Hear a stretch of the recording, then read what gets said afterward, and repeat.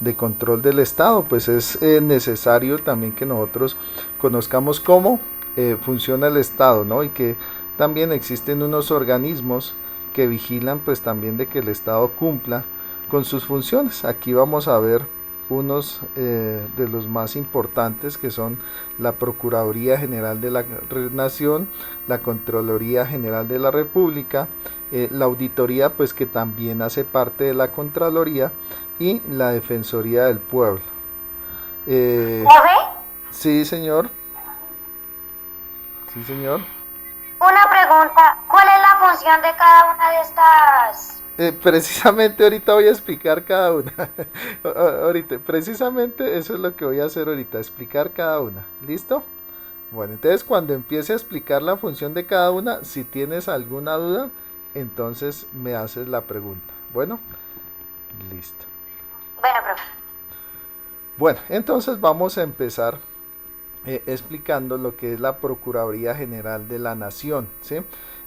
La Procuraduría General de la Nación está anexado a lo que se conoce como el Ministerio Público.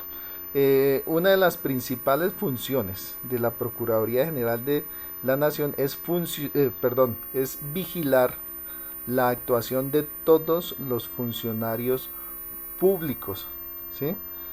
Por ejemplo, yo como docente público, pues también soy funcionario público. Entonces, ¿qué pasa si yo en algún momento incumplo con mis funciones o hago algo indebido? Entonces es la Procuraduría, ¿sí?, la que me va a sancionar, ¿sí? Entonces, como funcionario público, entonces la Procuraduría General de la Nación es la que tiene entonces la capacidad de investigar y sancionar a cualquier funcionario público. Bueno, a la cabeza de la Procuraduría, pues entonces está el Procurador General de la Nación, ¿sí? Y nuevamente digo, se encarga entonces de vigilar la conducta de todos los funcionarios públicos, es decir, todos los funcionarios que trabajemos dentro del Estado. Entonces es la Procuraduría la que nos vigila, ¿sí?, nos investiga y nos sanciona disciplinaria y económica, y en algunos casos, ya si es algo grave, hasta penalmente, ¿sí?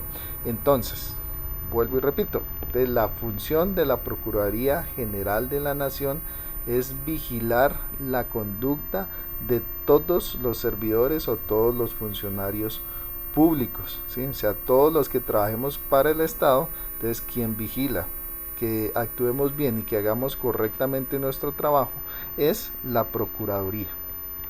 Bueno, acá entonces vamos a ver más ampliadas pues estas funciones de la Procuraduría.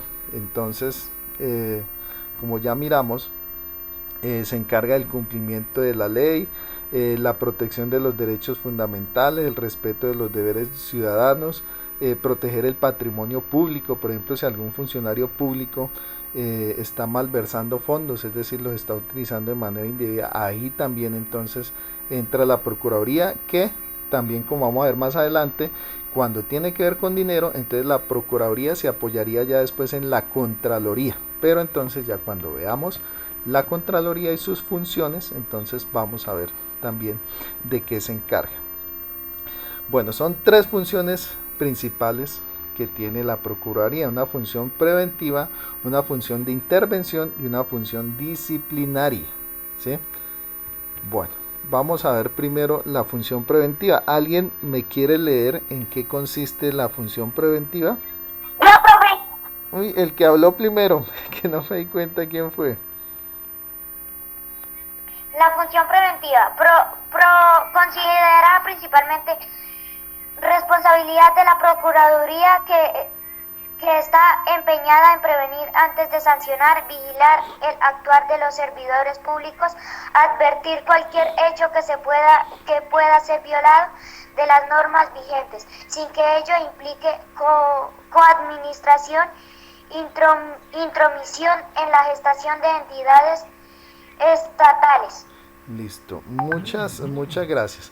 Listo, entonces lo primero que trata de hacer la Procuraduría es prevenir, es decir, prevenir que los funcionarios públicos tengan actuaciones que van en contra de la ley, ¿sí? Entonces, por eso, por ejemplo, les pongo un ejemplo, la rectora cada año ella tiene que presentar un informe a los organismos de control de cómo ha sido el manejo de la institución educativa. Entonces ella tiene que presentar un informe a la Procuraduría, un informe a la Contraloría, pues para que, digamos, esas instituciones, o perdón, estos organismos de control le piden ese informe al colegio, precisamente para prevenir que de pronto se esté haciendo un mal manejo de los recursos, que se esté haciendo algo que vaya en contra. ¿Profe? Sí. Y si por alguna razón ella no presenta eso, Pues la sancionarían. el informe. Exacto. Exactamente, ellas la sancionarían. Entonces se le haría un llamado de atención, se le haría una sanción disciplinaria y si continúa, ¿sí? O sea, si realmente, o sea, después de que se le hace advertencia y esa sanción disciplinaria no lo envía, ella puede ser destituida, ¿sí? ¿Te quedó clara la pregunta? Sí, profe, Bueno, muchas gracias. exacto. Exactamente, entonces por eso es tan importante y gracias por tu pregunta, exacto, si la rectora no llegara a presentar ese informe, entonces se le haría un llamado de atención, una sanción disciplinaria administrativa y si continuara con eso, pues ya entonces se podría llegar hasta la destitución, a la destitución de manera permanente, es decir, no podría volver a ocupar ningún cargo público. Entonces, precisamente, pues esa es la función preventiva, es decir, todas las instituciones del Estado, llámese colegio, llámese alcaldías, llámese, bueno, cualquier organismo o institución que pertenezca al Estado, tiene que presentar unos informes anuales, perdón, a la Procuraduría, que precisamente la Procuraduría lo hace para eso, para prevenir malos manejos o malas actuaciones de parte de los funcionarios públicos. También, por ejemplo, si algún docente exacto tiene alguna actuación, ¿sí? Alguna actuación que va en contra de la ley de la norma, se pasa el informe, digamos, a la Secretaría de Educación, ¿sí? Y si lo amerita, la Secretaría de Educación pasaría, ¿sí?, ese informe de la mala actuación del docente, lo pasaría también a la Procuraduría. Igualmente, si digamos ya es algo grave, pues podía llegar hasta la destitución del docente, una sanción disciplinaria y pues en el caso también podría llegar hasta una sanción penal. Bueno, vamos. Profe, tengo otra pregunta. Sí, señor. Pregunta. Sí, señor, cuéntame. ¿La atención a los docentes también puede ir a la rectora? O sea, a la rectora del colegio. ¿Cómo así? No, ¿me puedes otra vez? O sea, cuando... O sea, si así como desobedecen los docentes de la disciplina, pueden también la rectora llevarla a la función de... Bueno, ya te entendí. Sí. Por ejemplo, si alguno de nosotros los docentes incumple, ¿sí?, con alguna orden o algo que haya mandado la rectora. ¿Sí? ¿Sí es tu pregunta? Sí, señor. Bueno, listo. Bueno, espera, le responda a él y ya te respondo a ti, ¿listo? Entonces, primero, exacto, si uno incumple una orden de un superior, exacto. Entonces, hay algo que se llama conducto regular, ¿sí? Entonces, lo primero es que la rectora haría un llamado de atención, ¿sí? Un llamado de atención a la hoja de vida, ¿sí? Segundo, si eso persiste, ¿sí?, si eso persiste, entonces ya se pasaría, digamos, un informe a la Secretaría de Educación, ¿sí?, que la Secretaría de Educación pasaría un informe ya o realizaría más bien una investigación, perdón, disciplinaria del docente. Si la Secretaría de Educación amerita de que, digamos, esa actuación del docente, ¿sí?, que también son funcionarios públicos, es grave, entonces ya pasaría a la Procuraduría, y la Procuraduría entonces ya empezaría a hacer las sanciones. Entonces, repito, el conducto regular sería listo, la rectora llama la atención, ¿sí? Llama la atención, pasa el informe a la hoja de vida del docente, ¿sí? Y le pasa un memorando. Si persiste, ¿sí? Si persiste, entonces ya ella lo pasaría a la oficina disciplinaria de la Secretaría de Educación, y ya si la Secretaría de Educación lo amerita, ¿sí?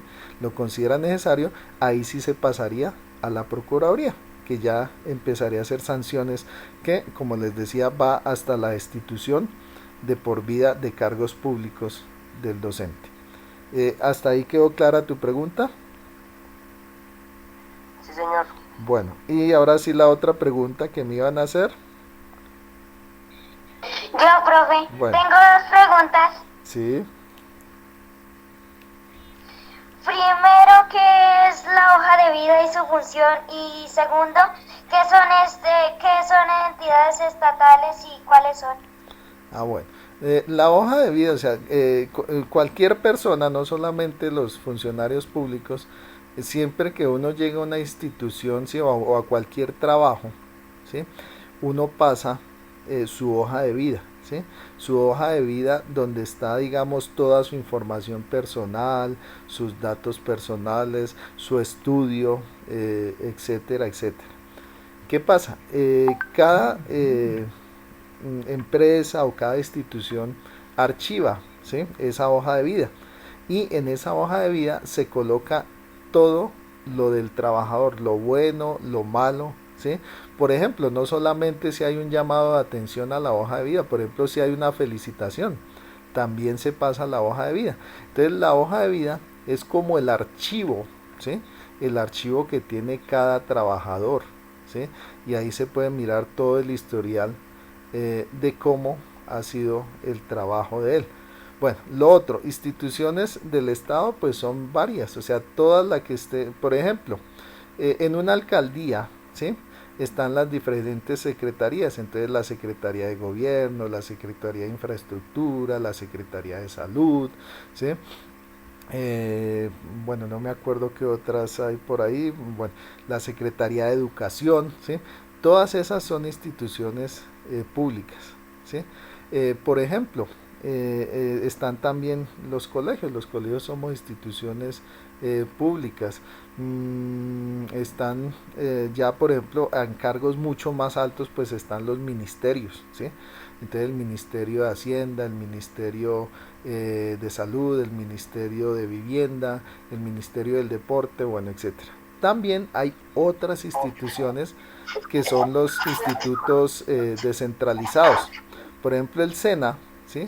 El SENA es un instituto descentralizado del Estado que, como ustedes saben, bueno, si no saben les digo, se encarga de lo que es la educación técnica y tecnológica, ¿sí? Entonces el SENA, el Instituto Colombiano de Bienestar Familiar, es otro instituto descentralizado que también hace parte del Estado. Entonces, cualquier institución que haga parte del Estado, pues puede ser investigada por la Procuraduría, ¿sí? Hasta ahí queda. ¿Profe? Sí, sí, sí. ¿Y en qué caso un servidor público iría a la corte? ¿A la corte o a la cárcel? A la cárcel. Bueno, ahí entonces, como te digo, todo depende de la gravedad, ¿sí? De la gravedad digamos, de lo que haya cometido el funcionario público. Por ejemplo, bueno, voy a poner también algo claro, o sea, la Procuraduría no da pena de cárcel, ¿sí? O sea, voy a poner un ejemplo, vamos a poner un ejemplo de los más drásticos, ¿sí? Un funcionario público, ¿sí? Se robó, digamos, la plata que va para el PAE, para el programa de alimentación escolar, ¿cierto? Eso ya es un delito, ¿sí? O sea, no solamente da para una sanción disciplinaria, sino ya da para una investigación penal. Bueno, ¿qué es lo que hace la Procuraduría? La Procuraduría entonces sanciona ¿sí? Disciplinariamente al funcionario, entonces lo destituye de por vida. Pero entonces, como eso además de una sanción, perdón, disciplinaria y administrativa, da para una sanción penal, entonces la Procuraduría pasa esa investigación, por ejemplo, a la Fiscalía, ¿sí? La pasa a la Fiscalía. Y entonces ya la Fiscalía sí tiene la potestad de mandar a la cárcel a ese funcionario, ¿sí? Entonces, la Procuraduría da sanción disciplinaria y administrativa, ¿sí? Pero es entonces, si es grave el delito, ya se pasa a otros entes, entonces principalmente a lo que tiene que ver con la fiscalía, ¿sí? Que ya es la que da una sanción de cárcel. Bueno, ahí quedó clara tu pregunta. Sí, profe, gracias. Bueno, listo. Entonces, alguien que me lea esta segunda función, la función de intervención. Yo, profe, Bueno, el que habló yo, primero. profe. Bueno, La función de intervención. En su calidad de sujeto procesal, la Procuraduría General de la Nación interviene ante las jurisdicciones contencioso administrativa constitucional, ante las diferentes instancias de las jurisdicciones penal, militar, civil, ambiental, agraria, de familia, laboral, ante el Consejo Superior de la Judicatura y las autoridades administrativas de policía. Su facultad de intervención no es facultativa, sino imperativa, y se desarrolla en forma selectiva cuando el Procurador General de la Nación no considere lo necesario y cobra trascendencia siempre que el desarrollante en defensa de los derechos de garantías fundamentales. listo, muy bien. Bueno, entonces lo que ustedes me estaban preguntando precisamente ahorita. Entonces, si algún funcionario público, entonces, comete una mala actuación, ¿sí? O algo ilegal, entonces la Procuraduría empieza a intervenir, ¿sí?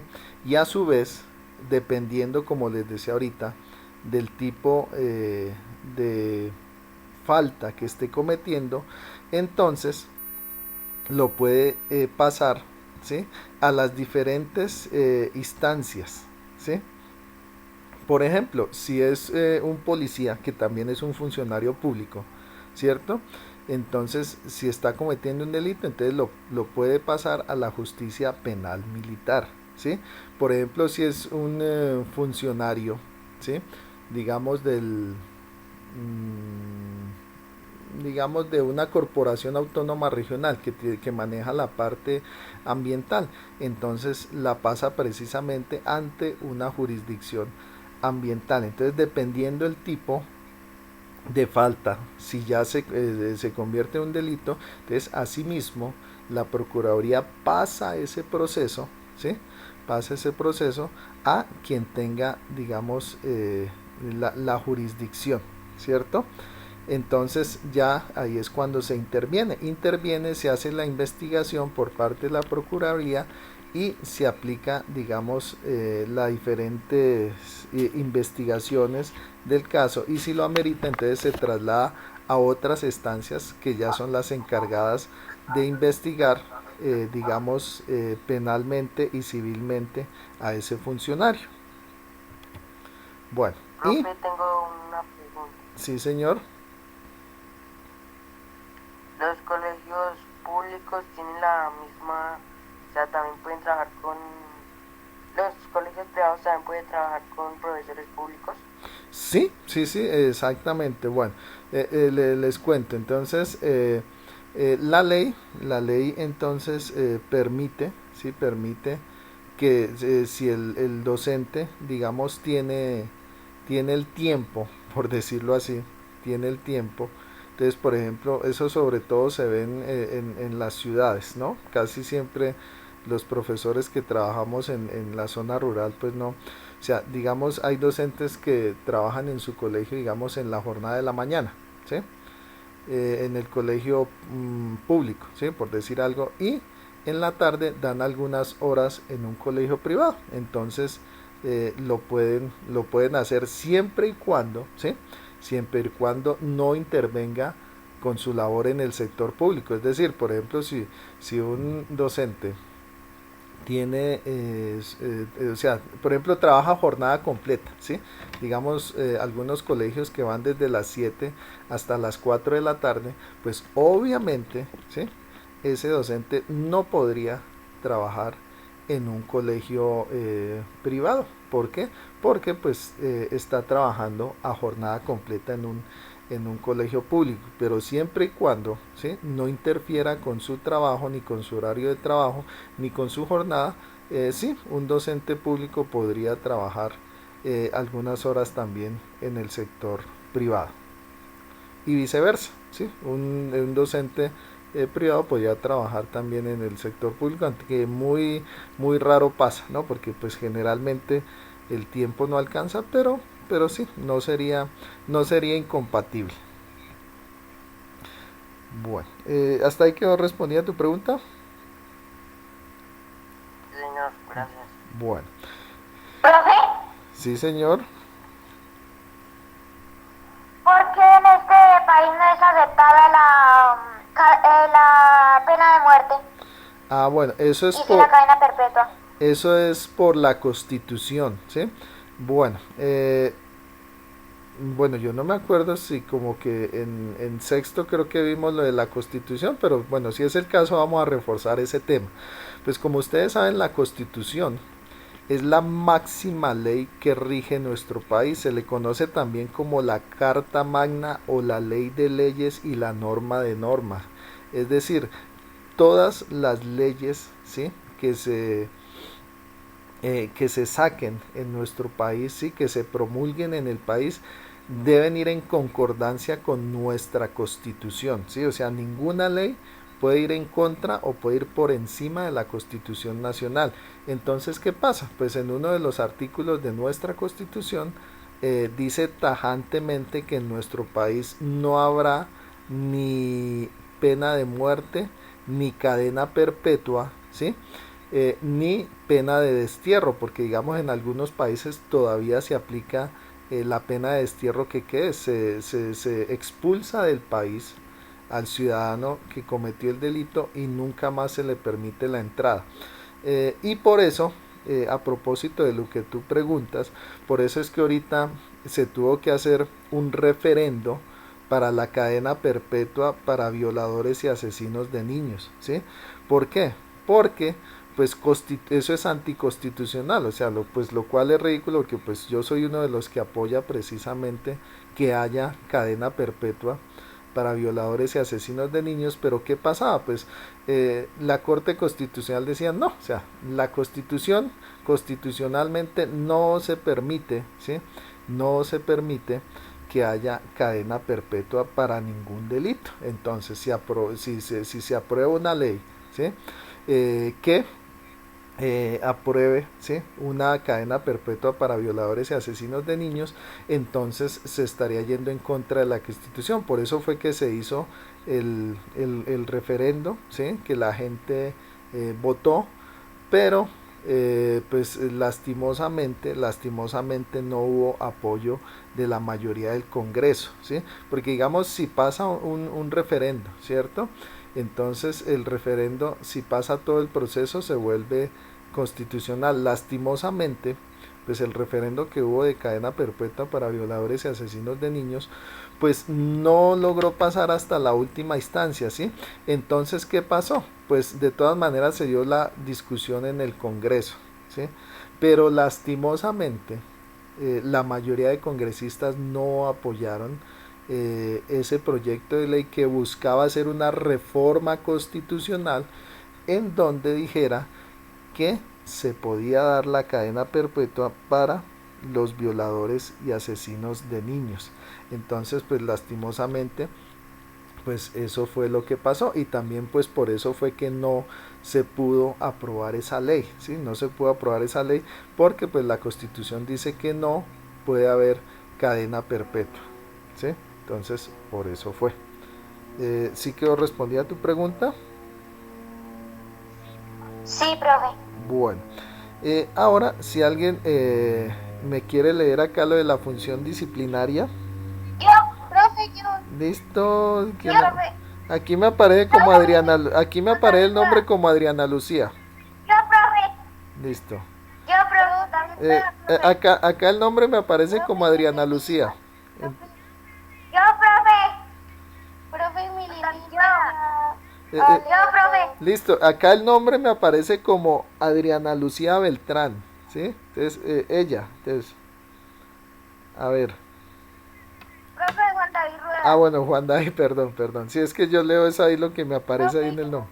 Listo, entonces léemelo, Juan David, gracias.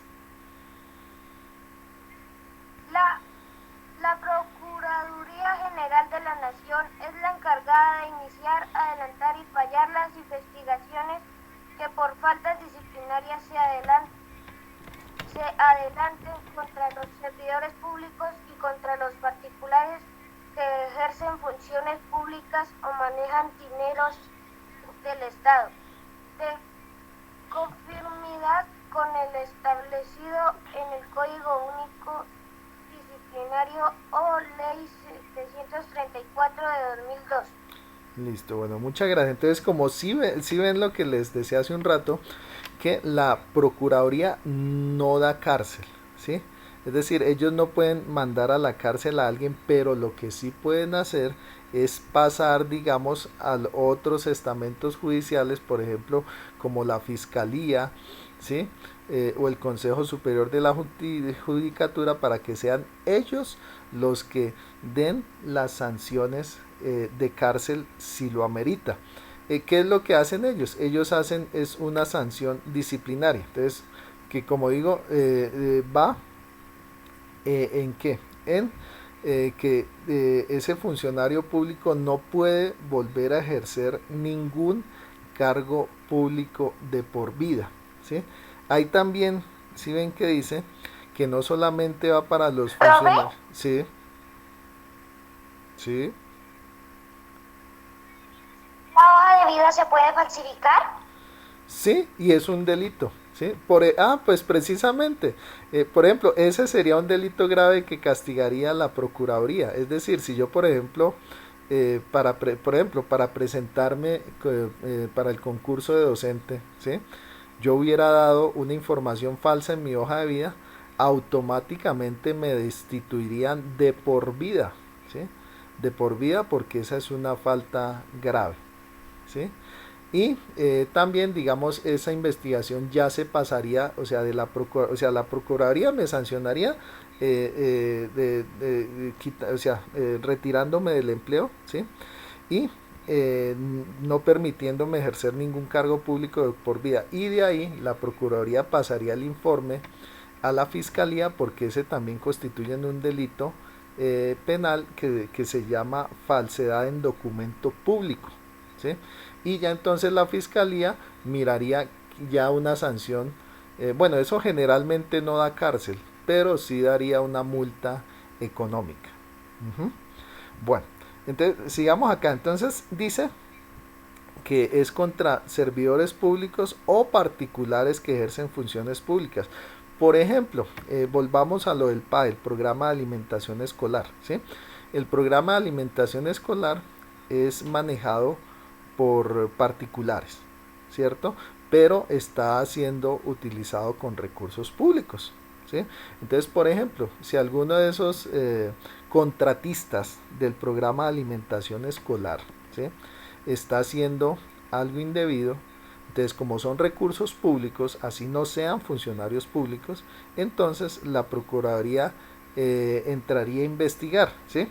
Y pues en ese caso, pues la sanción la sanción que da la Procuraduría no sería tan grave, porque en ese caso, cuando es en particular, pues la sanción que hace la Procuraduría, es que ese particular no podría nunca más volver a contratar con el Estado, ¿sí? O sea, esa sería la sanción que haría la Procuraduría, pero como les decía hace un rato, igualmente pues la Procuraduría pasaría ese proceso a otros entes de control, en este caso la Contraloría y la Fiscalía, que ya sí darían sanciones económicas y darían sanciones penales, ¿sí? Bueno, hasta ahí está entendido, chicos. Sí, Bueno, profe. bueno. Y ahora entonces nos vamos para la Contraloría General de la República, ¿sí? Entonces, la Procuraduría investiga, ¿sí?, la actuación de todos los funcionarios públicos, o sea, todos los que trabajemos en el sector público, entonces nos vigila la Procuraduría. Y ya pasamos a la Contraloría. La Contraloría entonces es un organismo que tiene que ver con el control fiscal.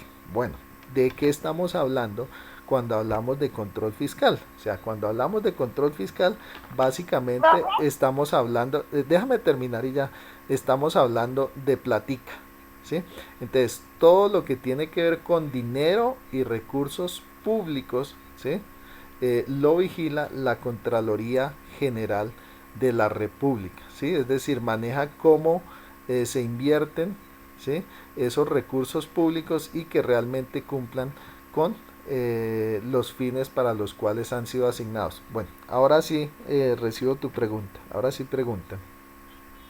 ¿y si por alguna razón estas entidades incumplen con su labor? Ah, bueno, muy bien. Entonces, exactamente. Por ejemplo, digamos, una puede investigar a la otra, ¿sí? Entonces, por ejemplo, si algún funcionario de la Contraloría no cumple, puede ser investigado por la Procuraduría, ¿sí? O si algún funcionario de la Procuraduría está implicado en algo que tenga que ver con mal manejo de recursos públicos, puede ser investigado por la Contraloría. O si algún funcionario de la Contraloría, ¿sí?, o la Procuraduría están cometiendo algún delito penal, entonces pueden ser investigados por la Fiscalía, ¿sí? Y en este caso, digamos, si algún fiscal, ¿sí?, está incumpliendo, entonces puede ser investigado por las más altas cortes, el Consejo Superior de la Judicatura o la Corte Suprema de Justicia, ¿sí? Entonces siempre hay como una jerarquía, ¿sí?, en que permite que uno investigue al otro, pero de todas maneras pues es muy difícil, ¿no?, también que esto pase porque pues como son entes de control, pues también es muy difícil controlarlas. Bueno, listo. Entonces vamos a ver las funciones de la Contraloría, ¿sí? Entonces, como ya vimos, básicamente se encarga de todo lo que tiene que ver con la inspección, vigilancia y control del uso de los recursos y dineros públicos, ¿sí? Es decir, es la que vigila que la plática no se pierda, ¿sí? Por ejemplo, cuando hubo, ¿se acuerdan al principio de que llegaron las vacunas que decían que no, que es que no está siendo correcto? Pues precisamente es la Contraloría la que investiga, bueno, cómo se están invirtiendo pues esos recursos para la vacunación, o también cuando hubo algunas denuncias de lo de la pandemia, entonces también son las encargadas de vigilar, bueno, cómo se invierten esos recursos, ¿sí? Bueno, ¿quién me puede leer acá las funciones? Yo, Listo, profe. listo, léemelas. Profe, yo.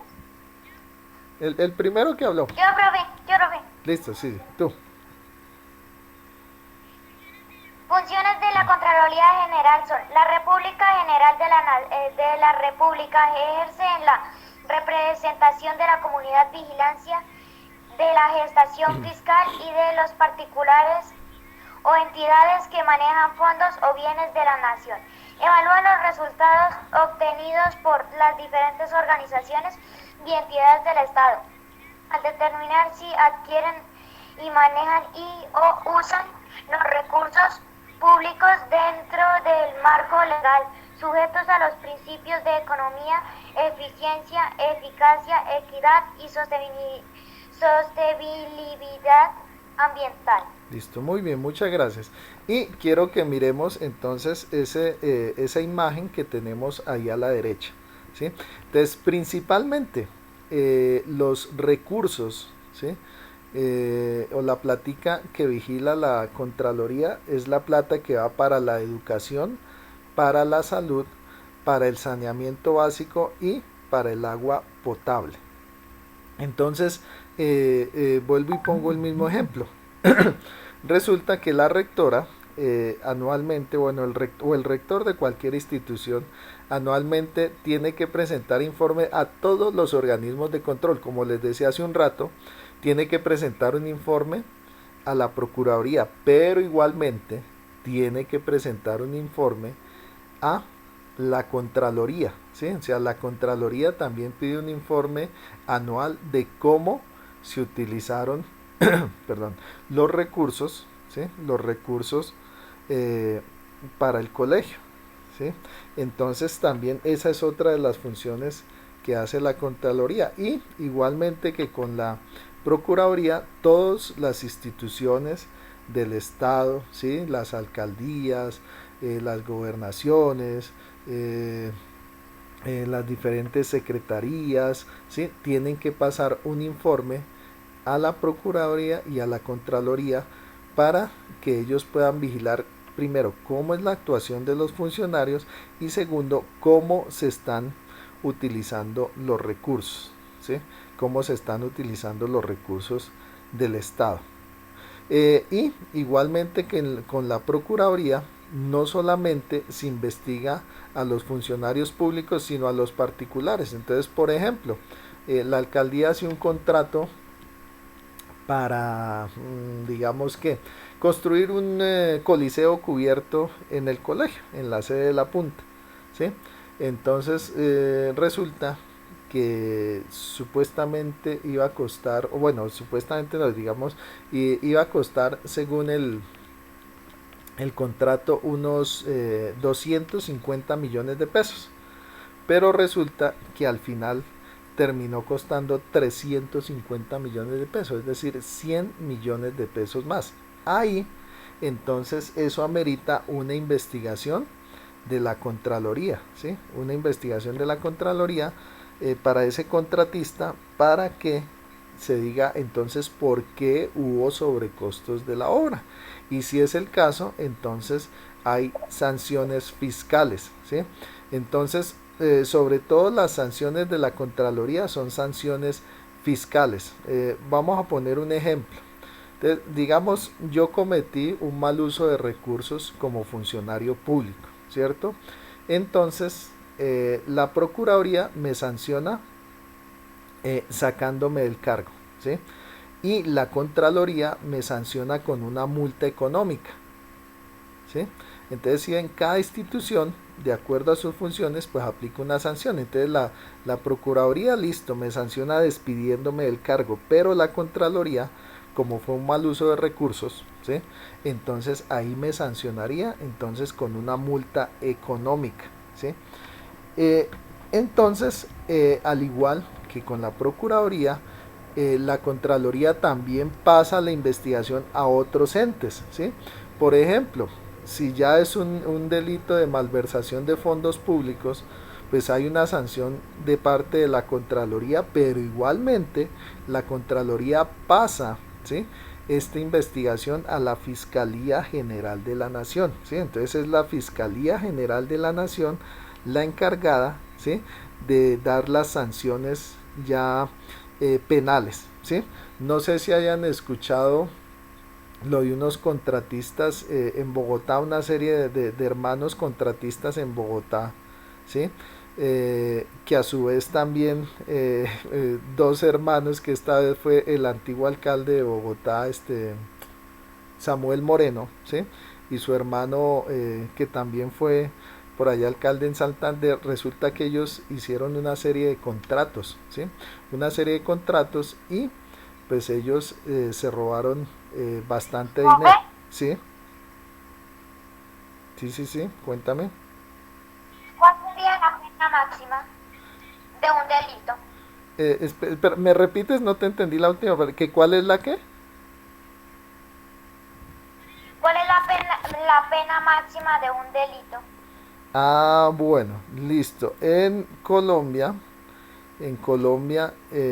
la pena máxima está en 45 años de cárcel, ¿sí? Bueno, se ha dado unos casos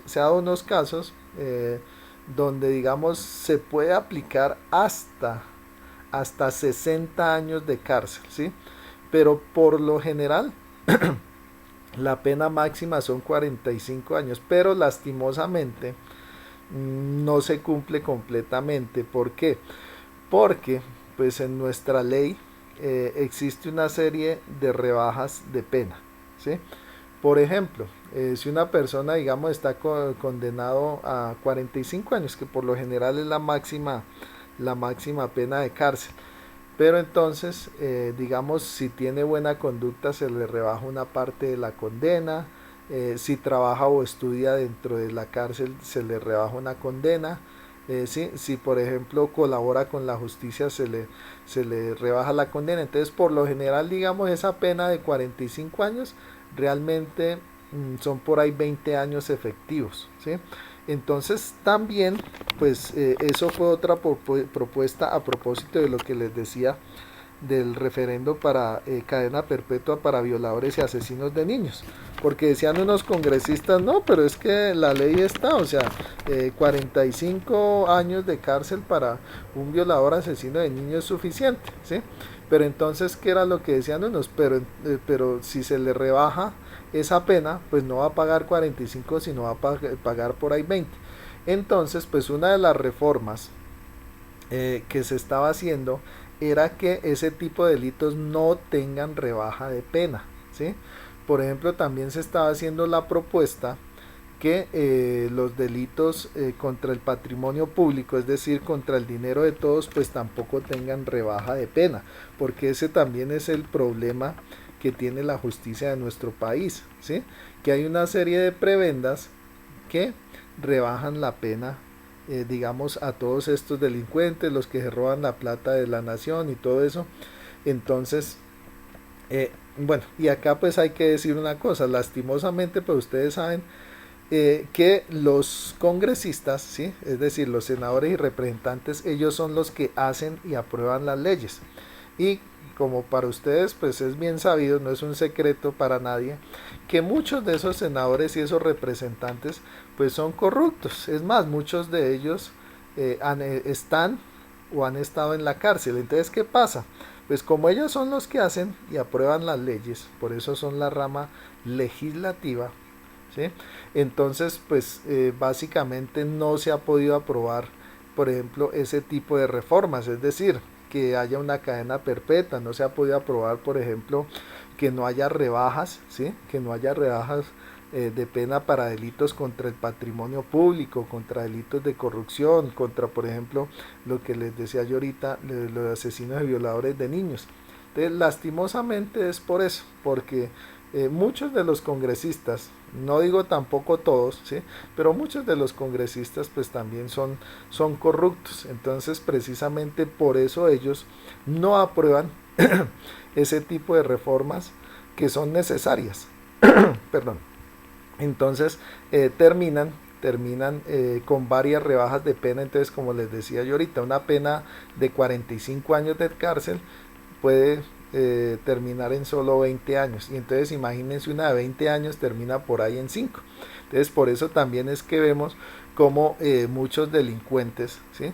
Terminan en la calle. Y son todos, ¿sí?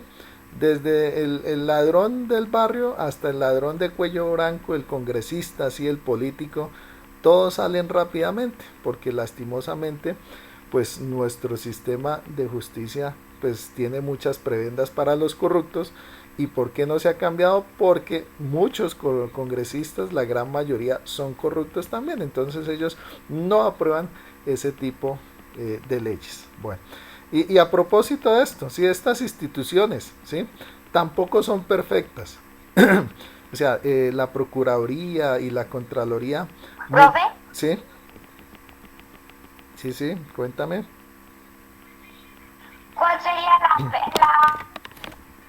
el máximo delito más grave. Bueno, ahora en el país está el secuestro agravado, es decir, cuando hay secuestro y homicidio, es el delito que tiene la pena más alta, ¿sí? La pena más alta en nuestro país, que es el secuestro agravado, que es secuestro y homicidio, cuando digamos también hay tortura, ese es el delito que actualmente está dando la pena más alta, ¿sí? La que está dando los 45 años de cárcel, ¿sí? Ese sería el delito más alto. Bueno, a propósito de eso, pues también se ha buscado, ¿no? Se ha buscado de que, por ejemplo, estos delitos contra el patrimonio, es decir, contra la platica, que es para todos, ¿sí? Que es para, como le dice acá, la salud, la educación, el saneamiento básico y el agua potable, que las penas sean más altas. Pero vuelvo y les digo lo que les decía ahorita, como lastimosamente, pues quienes hacen y aprueban las leyes son los congresistas, y la gran mayoría de congresistas y senadores pues son corruptos, pues también por eso no se ha logrado eso, de que digamos, las penas sean mucho más altas, ¿no?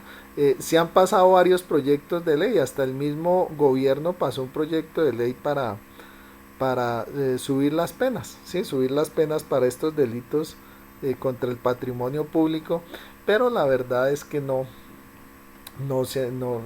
o sea, no tuvo eco en el Congreso, y todas esas reformas pues se han caído, ¿sí? Se han caído. Y como les decía, retomando lo que les decía ahorita, pues estas instituciones no son perfectas, ¿sí? Tienen sus fallas, tienen sus errores, pero de todas maneras es bueno que existan, porque imagínense ustedes, si hay corrupción en nuestro país a pesar de todos estos organismos de control, entonces imagínense ustedes donde no existieran estos organismos de control. O sea, sería mucho más grande la corrupción. Entonces, a pesar de todo, a pesar de que no sean perfectos, sí es bueno, sí es muy bueno que existan estos organismos de control, que tienen que tener mayor independencia, ¿sí? Eso sí tienen que tener mayor independencia, y se debe nombrar pues a gente, que sea, completamente, ¿cómo decir la palabra? O sea, intachable, ¿sí? Porque ¿qué pasa? Que esto del procurador, el contralor, son ternas que pasan los mismos políticos, ¿sí? Es decir, que son, el mismo presidente o los mismos congresistas pasan su terna, ¿sí? ¿Qué sería lo ideal? Que estos, cargos públicos, se dieran por concurso de méritos, ¿sí?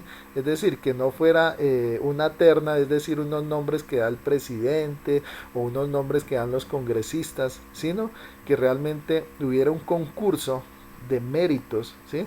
Donde realmente el que llegara a ser procurador y contralor sea una gente que no tenga nada que ver con, ninguna de las clases políticas, ¿sí? Entonces, pues estas instituciones no son perfectas, pero sí es bueno que existan, porque, algo logran controlar, algo logran sancionar, y pues si no hubieran estas instituciones, pues la corrupción ya se hubiera comido todavía más al país, ¿no? Entonces, a pesar de todo, sí es bueno que estas instituciones existan, ¿no? Bueno, y ahora, ahora no me quiere pasar la allá. Ahora vamos a otra institución, otro organismo de control del Estado, que es la Defensoría del Pueblo, ¿sí? La Defensoría del Pueblo, sí,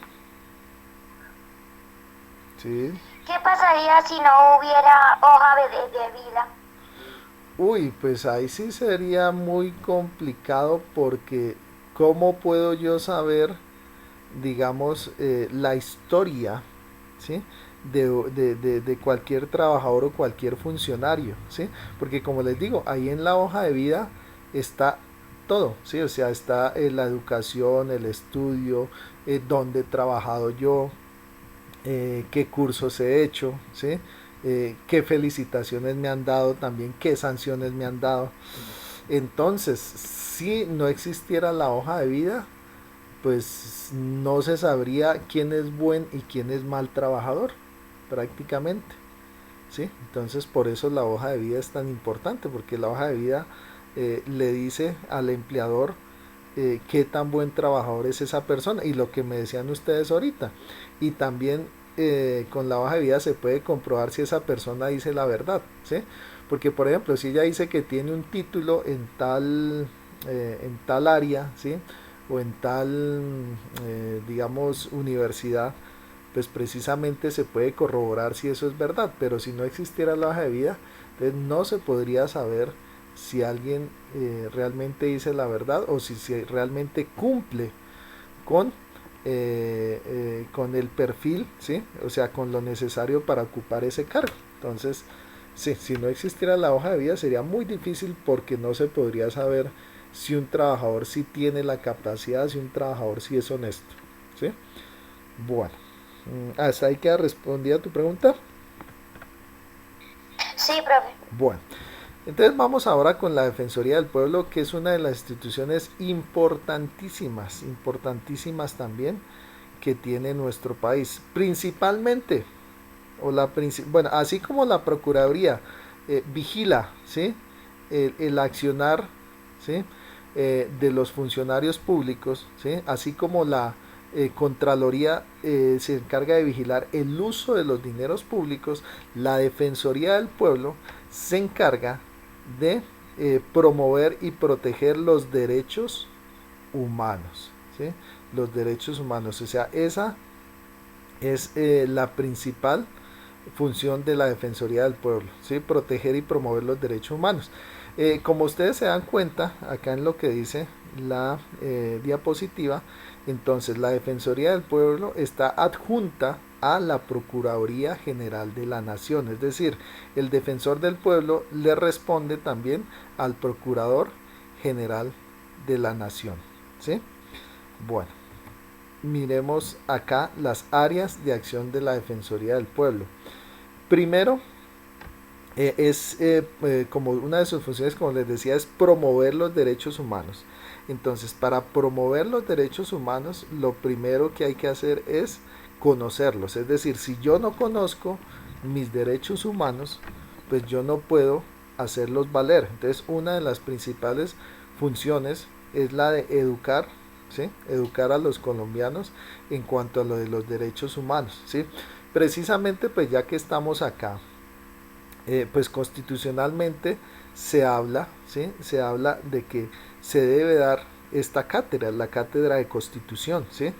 ¿Por qué se debe dar la cátedra de Constitución? Precisamente para que ustedes conozcan la Constitución, conozcan sus derechos, ¿sí? Y sean capaces de reclamarlos cuando están siendo violados o no están siendo respetados, ¿sí?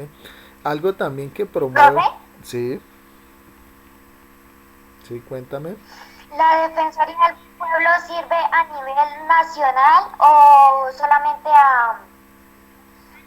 a nivel de ciudad o de pueblo? ¿Sí me entiende, Muy verdad? bien, sí señor, exactamente, sí. Así, exactamente como hay diferentes niveles, la Defensoría del Pueblo también tiene diferentes niveles. Entonces, hay un defensor del pueblo municipal, ¿sí? Hay también a nivel departamental, ¿sí? Y hay también a nivel nacional, sí, exacto. Entonces, cada ente territorial, ¿sí? O sea, un municipio, lo que llamas tú una ciudad, el departamento y la nación, entonces cada uno de ellos tiene unas defensorías del pueblo, ¿sí? A nivel exactamente, a nivel de municipio, es decir, a nivel de ciudad, a nivel de departamento y a nivel de nación. Eso es correcto. Bueno, también entonces, como ya decíamos, la Defensoría del Pueblo, una de sus funciones es adelantar campañas de la promoción de los derechos humanos, ¿sí?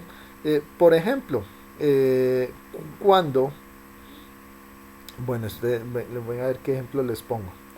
Listo, resulta que en el país existe una figura que se llama la consulta previa, ¿sí?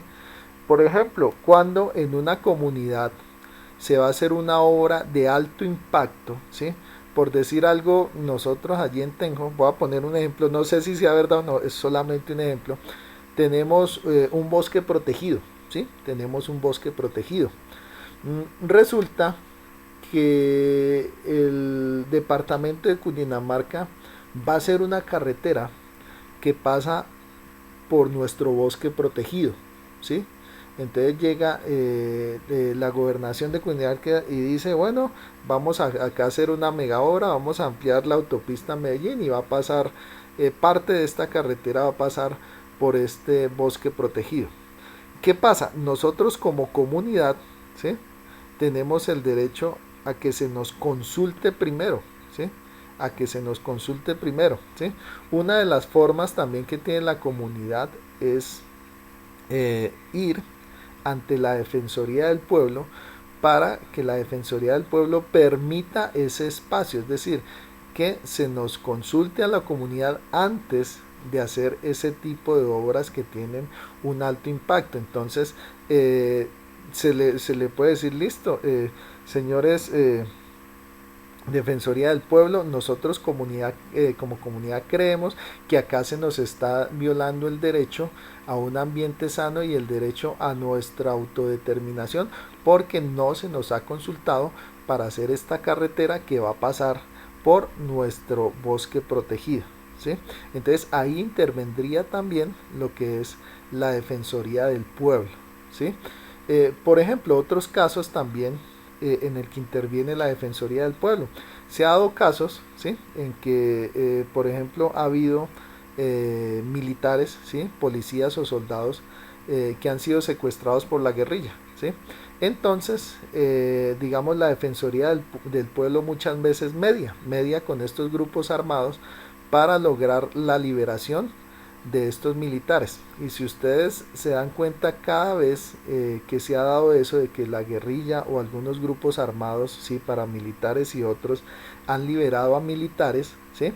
Siempre ha estado el acompañamiento de la Defensoría del Pueblo, porque la Defensoría del Pueblo también se encarga de eso, es decir, de que en esos casos se respete, ¿sí?, los derechos humanos. Entonces, otra de las funciones también es brindar ese acompañamiento, ¿sí?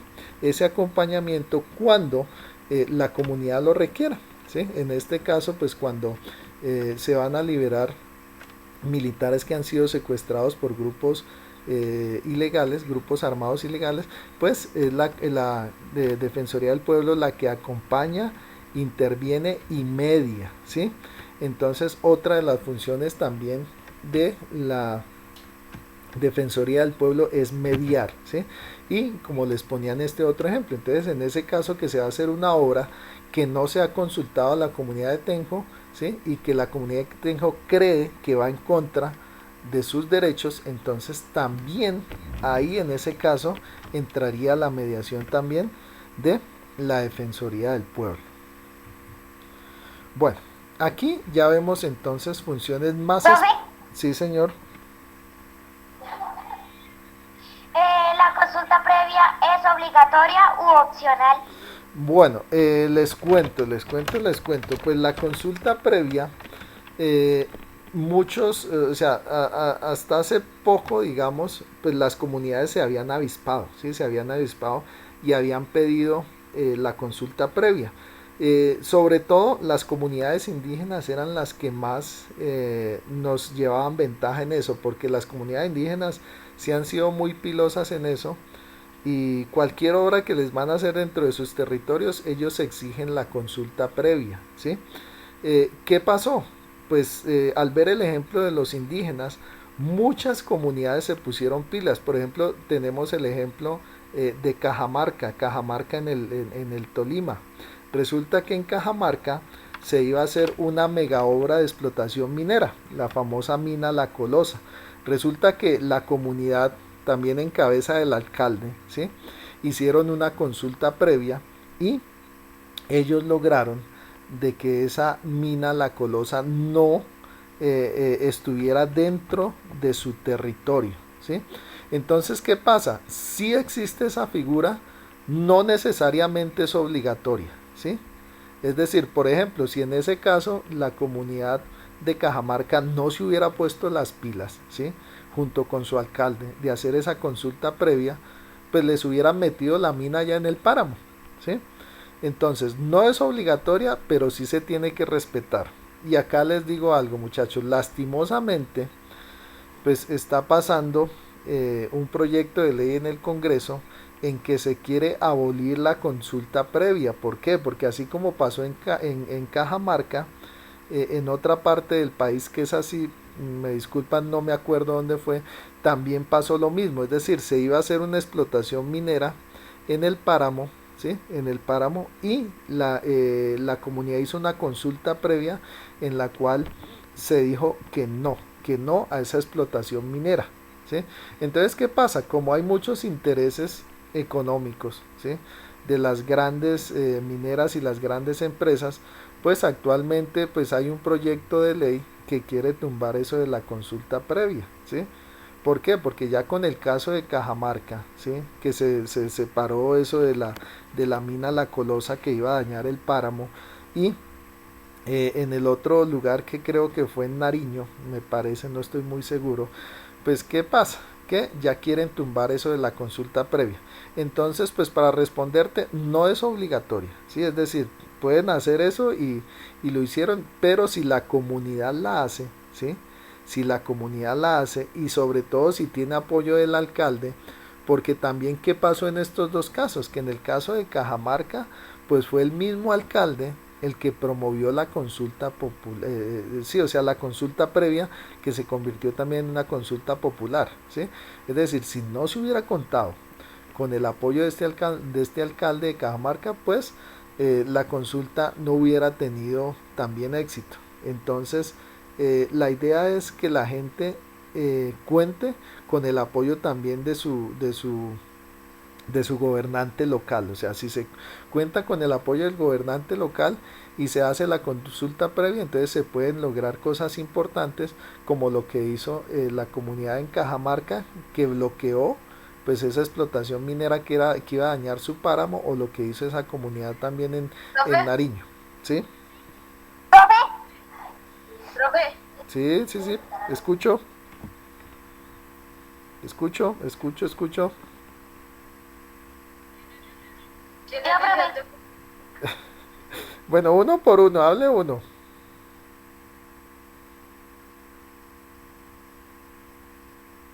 Sí, bueno, Profe, yo. listo, listo. Aquí aparece como Yo, Milleri. profe. Sí, sí, habla, habla, a ver. Soy Joan González. Bueno, ya no. ¿Y por qué los líderes sociales son más asesinados? Uy, pues eso sí es algo muy complejo. O sea, eso es algo muy, muy complejo, porque son distintos factores, ¿sí? Bueno, uno de los factores que más ha influido es precisamente lo que les decía ahorita, los grupos armados ilegales, ¿sí?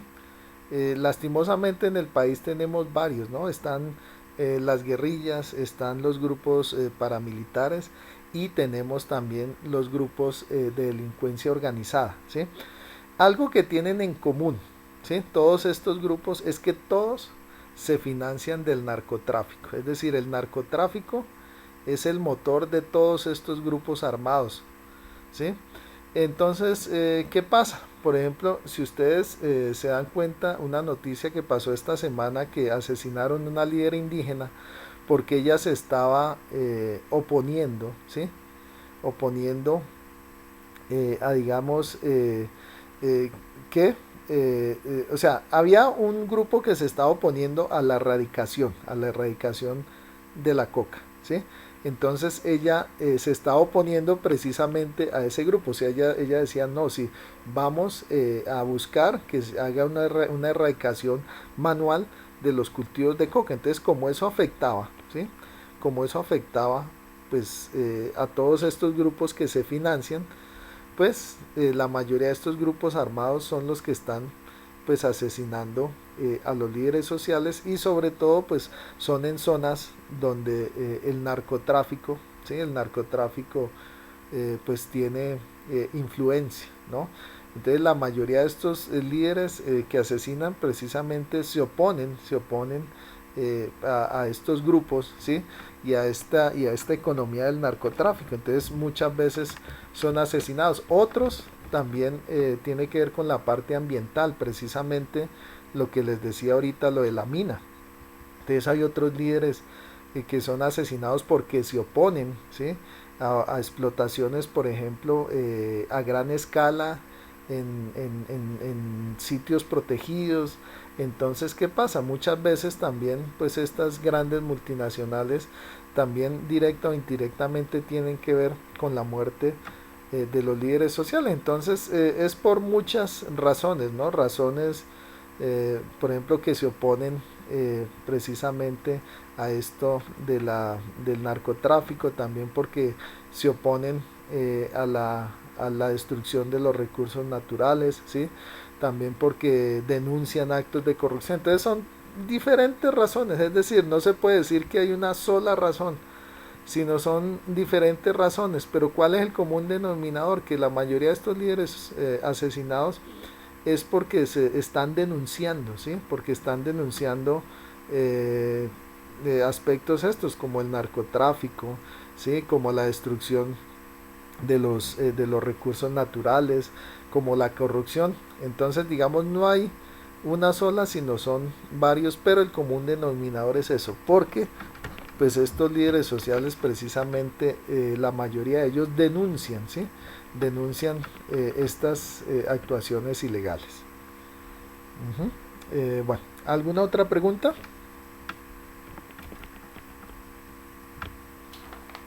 ¿No?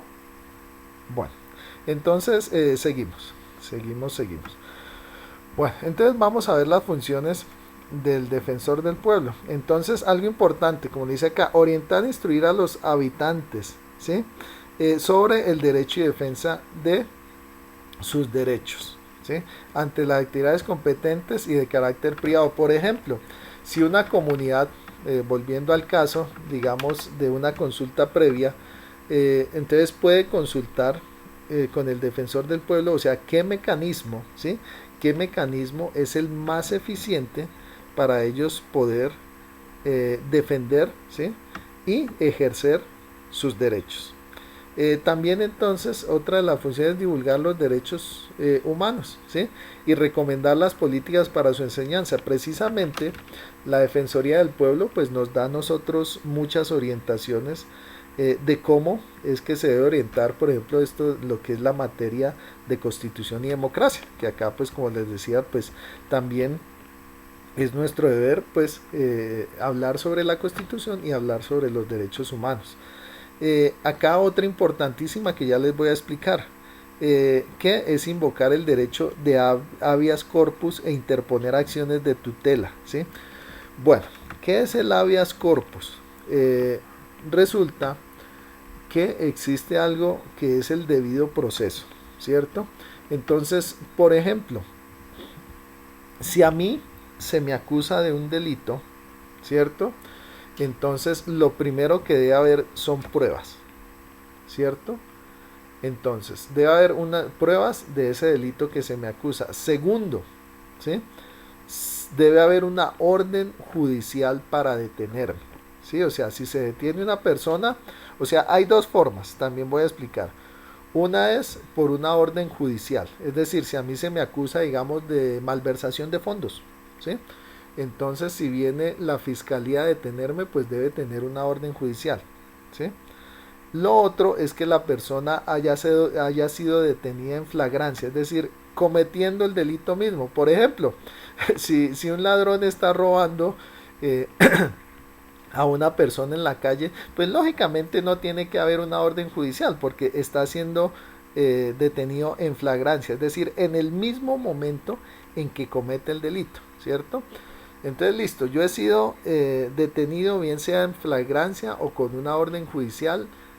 Primero se me tiene que presentar delante de un juez, ¿sí? Igualmente se me debe permitir dar una versión libre, es decir, dar mi versión de los hechos, ¿sí? Y se me debe seguir un juicio y se me debe dar un abogado, y el proceso debe seguir, o sea, tiene un tiempo mínimo para que haya, digamos, ay, se me va ahorita el nombre, una indagatoria, ¿sí? Que haya entonces un juicio, ¿sí? Si, digamos, pasado el tiempo, digamos, no se me ha permitido dar mi versión de los hechos, ¿sí? No se me ha permitido tener un abogado, ¿sí? No se me ha pasado el caso ante un juez, ¿sí? No he tenido ninguna audiencia, entonces yo puedo apelar, ¿sí? O interponer el derecho de habeas corpus, ¿sí? Porque, por ejemplo, si a mí se me detuvo, ¿sí? Acusado de corrupción sin una orden judicial, ahí puedo aplicar el derecho de habeas corpus. Si a mí no se me llevó delante de un juez, ¿sí? Entonces ahí puedo aplicar yo también el derecho de habeas corpus. Si no se me ha seguido un juicio, es decir, han pasado más de 6 meses, ¿sí? Sin que yo haya tenido una comparecencia ante un juez, ¿sí? Si no he rendido indagatoria, ahí también puedo entonces yo invocar el derecho de habeas corpus. Entonces el derecho de habeas corpus básicamente, ¿qué es? Cuando no se le sigue el debido proceso a una persona, es decir, cuando se detiene a una persona y no se le han prestado todos los derechos y todas las garantías. También, entonces, el defensor del pueblo tiene la función de, si digamos hay una persona que no tiene para un abogado, ¿sí? Y necesita interponer una acción de tutela, entonces también el defensor del pueblo debe, ¿sí? También ayudar, ¿sí? Debe entonces orientar a esa persona también de cómo interponer esa acción de tutela, ¿sí? Entonces todo va enfocado a qué, a proteger los derechos de las Profe, personas, ¿sí? tengo dos preguntas. Sí, cuéntame. Primera, ¿qué pasaría si hubiera un falso positivo en uno de estos casos? Y segunda, ¿el presidente se podría arrestar por algún delito?